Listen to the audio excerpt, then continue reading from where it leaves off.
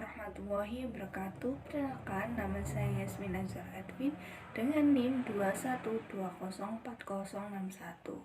Di sini saya akan mereview kultum dari Pak Khairuddin untuk memenuhi salah satu tugas praktek ibadah yang berisi tentang tafsir Al-Iqlil ayat 76.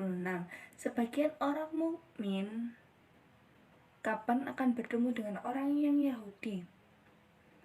Penyakit itu ada dua, penyakit hati dan penyakit badan. Ketika penyakit hati itu penyakit yang sulit disembuhkan, melainkan penyakit badan itu gampang untuk disembuhkan. Bisa diberikan obat, jamu, atau yang lainnya. Salah satu penyakit hati adalah orang yang zalim. Orang yang zalim itu adalah orang yang rugi. Ketika tidak percaya Al-Quran, tapi kita membaca tetap akan mendapatkan pahala. Dan apalagi di angan-angan ketika membaca Al-Quran tersebut, maka bisa menyembuhkan atau menenangkan hati ketika mengangan-angan saat membaca Al-Quran tersebut, dan akan mendapatkan suatu hidayah dari Al-Quran. Dan yang paling khusus itu dapat menyembuhkan hati yang zalim dan hati yang syirik.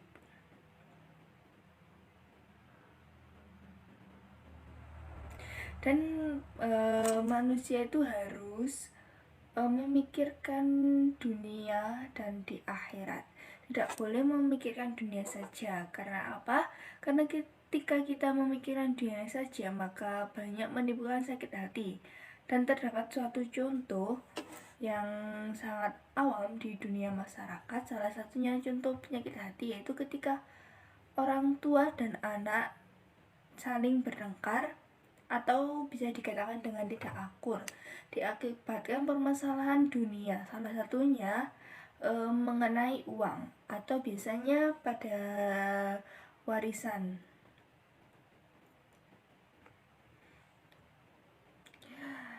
Dan sudah dijelaskan oleh Pak Khairuddin di salah satu kultum tersebut, untuk melancarkan rezeki yaitu istighosa.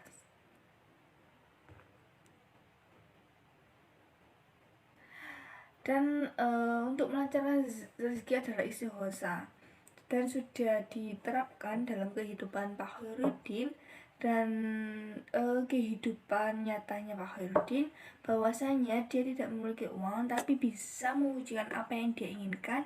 Salah satunya yaitu memondokkan anak dan membeli rumah. Dan beliau juga bisa meneruskan pendidikan ke jenjang S3 akibat sering beristighosa dan membaca Al-Quran. Dan membaca Al-Qurannya tersebut itu di angan-angan dan memahami makna dari isi Al-Quran tersebut. Kemudian mengenai tafsir selanjutnya itu mengenai sedekah. Sedekah bisa dilakukan melalui secara terang-terangan atau secara diam-diam. Alangkah baiknya sedekah itu dilakukan secara diam-diam. Ketika kita melakukan santunan atau bersedekah, lebih baik diberikan langsung kepada orangnya, atau bisa diberikan langsung pada rumahnya.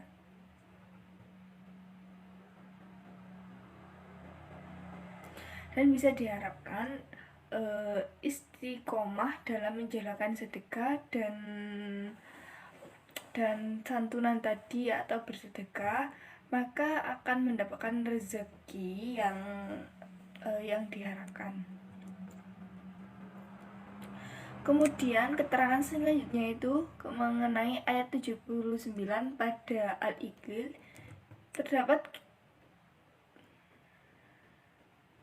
Terdapat Nabi Muhammad SAW hijrah ke Madinah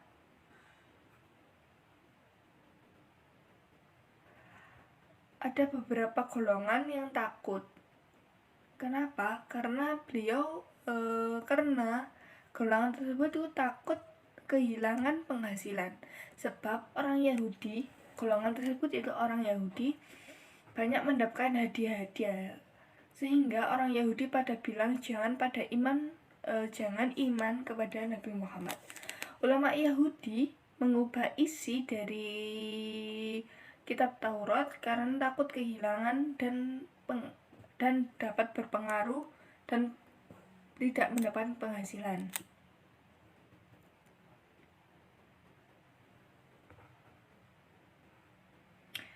Sebagai umat muslim, apalagi umatnya Nabi Muhammad SAW, sehingga kita harus mematuhi perintah-perintah yang telah dituliskan dalam Al-Quran, dan kalau bisa juga diterapkannya sesuai dengan perintah-perintah yang diajarkan oleh Nabi yang sudah tertulis di dalam Al-Quran tersebut. Kemudian isi dari tafsir ayat 81 membahas mengenai orang yang syirik. Orang yang melakukan syirik dan menyekutukan Allah itu bakal menjadi penduduknya neraka, dan bakal langgeng dan bakal kekal dan sulit keluar dari neraka. Syarat dari masuknya neraka yaitu salah satu syarat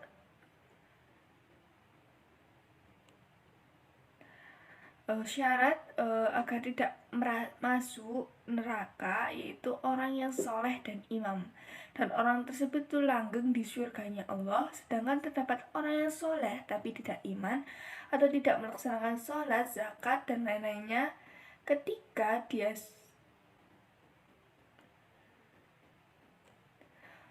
maka bakal kekal di neraka. Ketika dia sudah minta maaf, maka dia akan keluar dari neraka.